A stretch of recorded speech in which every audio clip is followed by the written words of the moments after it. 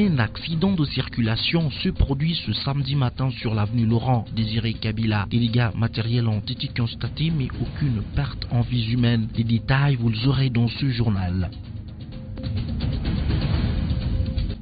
Et puis, ouverture de l'année jubilaire à l'Institut supérieur des techniques appliquées ISTA ce samedi 8 décembre. Une ambiance festive a ranimé cette journée. C'est tout pour les sommaires. Merci d'être avec nous.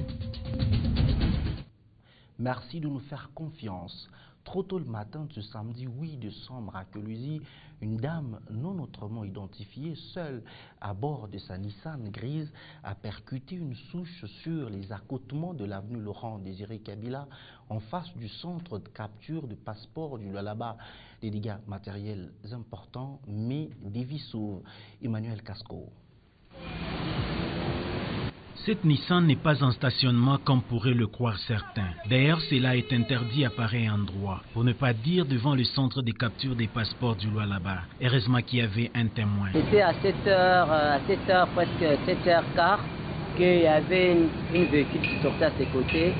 Il y avait une dame au volant et la dame, elle a fait l'accident. Comment est-ce possible qu'un accident se produise en ces lieux où les panneaux limitent la vitesse à 30 km à l'heure? Elle regardait son sac, c'est ça, elle a perdu un peu son équilibre de son volant. Cet accident ramène à la surface la question de la distraction au volant. Dans l'entretemps, pas de perte en vies humaines.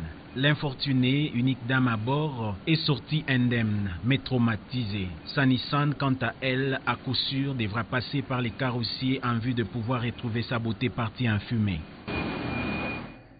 Toutes les écoles des sœurs de la congrégation Notre-Dame se sont réunies ce samedi dans l'enceinte du lycée Mwanga pour une messe d'action de grâce en mémoire des fondateurs des écoles, à savoir le Père Fourier et Alice Leclerc. Ces élèves gardent de grands souvenirs de ces derniers. Mika Ntenga était présent. Des chansons en chœur, une ambiance empreinte de cordialité. Elles sont dans un bonheur qu'on croit ensevelir. La célébration eucharistique, temps fort, est un point de sature pour toute école. C'est le point de mire de cette journée. Ce que nous cherchons comme objectif est de construire le pont autour de l'éducation. Les écoles Notre-Dame travaillaient séparément. Chaque école avait son organisation, mais cette fois-ci, nous avons voulu faire ensemble. Nous avons opté à une organisation d'ensemble. Des écoles différentes, des souvenirs se bousculent, elles sont indélébiles. Ils ont aidé aux élèves pour que les élèves soient aussi filles, puis respectueuses pour une bonne éducation, pour que le tout soit aussi modèle aux autres. C'est Saint-Pierre Fourier, il a dit, va se les grandir. Pour moi, c'était une éducation que j'ai retenue dans ma tête. Je veux que les autres filles puissent aussi être comme Alice Leclerc, commencer à servir Dieu et les autres. L'unique souci est de permettre aux élèves étudiants dans les écoles appartenant à la congrégation de Notre-Dame de cultiver le charisme de leur père fondateur. Ouverture de l'année jubilaire ce samedi 8 décembre à l'Institut des techniques appliquées ISTA en commune de Dilala. Étudiants, personnel académique ont ranimé cet événement de grande envergure. Suivez.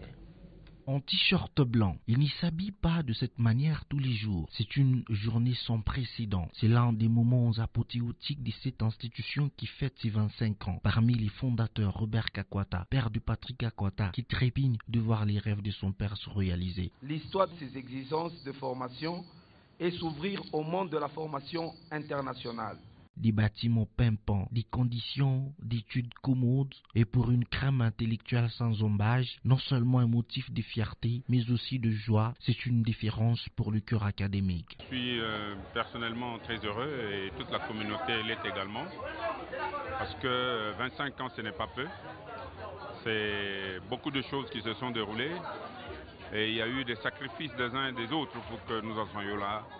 Et pour ça, chapeau bas à tous ceux-là qui ont œuvré à l'édification de cet institut que je pilote aujourd'hui. C'est grâce à eux que j'ai trouvé une infrastructure. La circonstance de cette trempe teintée d'un caractère événementiel ne pouvait se clôturer qu'en beauté, en sirotant un verre entre invités, étudiants, personnel et cure académique. Pour terminer, protéger et assainir leur environnement et les mobiles qui a animé certains jeunes du Lualaba au sein de l'action des jeunes congolais pour un environnement pauvre. À JCEP, depuis bientôt une année et demie, ces jeunes gens sont présents à Kolwezi où leurs actions bénévoles se multiplient. Encore une fois, Emmanuel Casco dans ce reportage.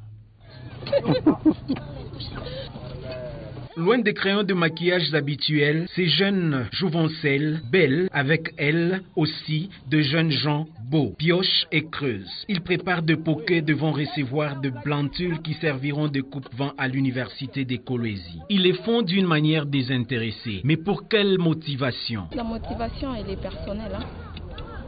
L'objectif est de protéger l'environnement. Et quand on parle de la protection de l'environnement, on ne voit pas que les hommes. Dans l'environnement, il y a les hommes et les femmes. Alors quand il s'agit de protéger l'environnement, et les femmes et les hommes, tous nous devons nous impliquer pour la protection de cet environnement. Bon, donc c'est ça même. Les soucis de protéger l'environnement, c'est ça qui nous a poussé aussi à adhérer dans cette association de jeunes bénévoles. Ces jeunes gens sont réunis au sein d'une association des bénévoles, la JCEP. L'Action de jeunes congolais pour un environnement propre, c'est une organisation de jeunes bénévoles qui a pour objectif la protection de l'environnement et son assainissement. Cette action a débuté il y a maintenant plus d'une année et demie. On s'est dit qu'il fallait changer quelque chose et qu'on était toujours oisif. Alors il fallait qu'on soit aussi productif. Voilà pourquoi nous nous sommes concertés entre nous jeunes et nous nous sommes dit on peut changer si d'abord on le fait sans être rémunéré.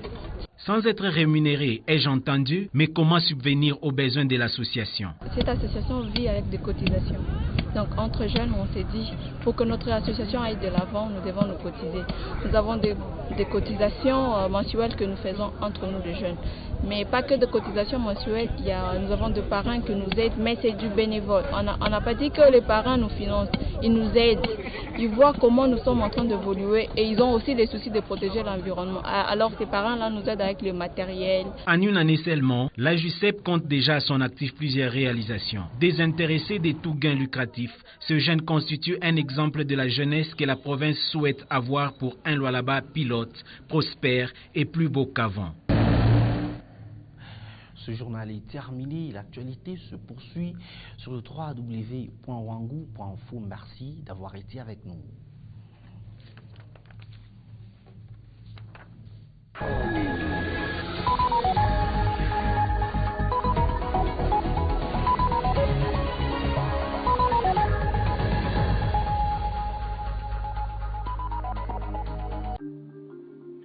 Qui fait quoi?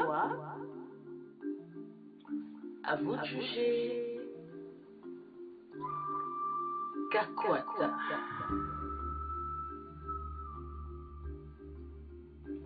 Votre serviteur. Mutoto wa Kolwezi. Kakwata. L'homme du peuple. Encore et toujours à vos côtés. Il n'est pas tard. Nous pouvons encore espérer. Tous ensemble. Kesho usiku. Lamuka. Pamoja jenge Kolwezi yetu. Sisi kwa sisi.